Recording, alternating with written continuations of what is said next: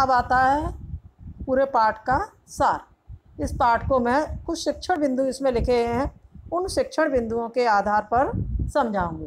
तो अब पाठ के सार में देखिए, जाड़ पंचम की नाग पाठ का सार इस प्रकार है। पहला बिंदु है रानी एलिजाबेथ का भारत आना। तो इंग्लैंड की महारानी एलिजाबेथ अपने पति के साथ भारत आ रही थी।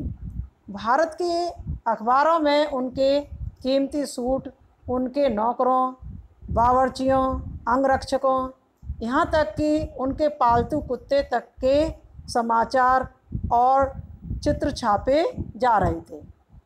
आगमन की चर्चा रोज़ लंदन के अखबार में हो रही थी। तैयारी चल रही थी। रानी हिंदुस्तान, पाकिस्तान और नेपाल के दौरे पर कौन कौन सा सूट पहन के आएंगे, इसे लेकर दर्जी परेशान था। उनके आने से पहले रानी के सेक्रेटरी आदि सुरक्षा की दृष्टि से दौरा कर लेना चाहते थे। कहाँ? भारत का।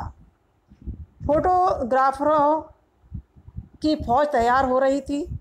इंग्लैंड के अखबारों में जो भी खबरें छपती थी वे सब खबरें दूसरे दिन हिंदुस्तानी अखबारों में चिपकी हुई नज़र आती थी कि रानी ने हल्के रंग का एक सुंदर सूट बनवाया है, जिसका रेशमी कपड़ा हिंदुस्तान से मंगवाया गया है, जिसका खर्चा 400 पाउंड आया है।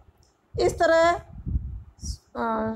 शंख इंग्लैंड में बज रहा था और गूंज हिंदुस्तान में हो रही थी। रानी के आगमन से सारे देश में सनसनी मची हुई थी।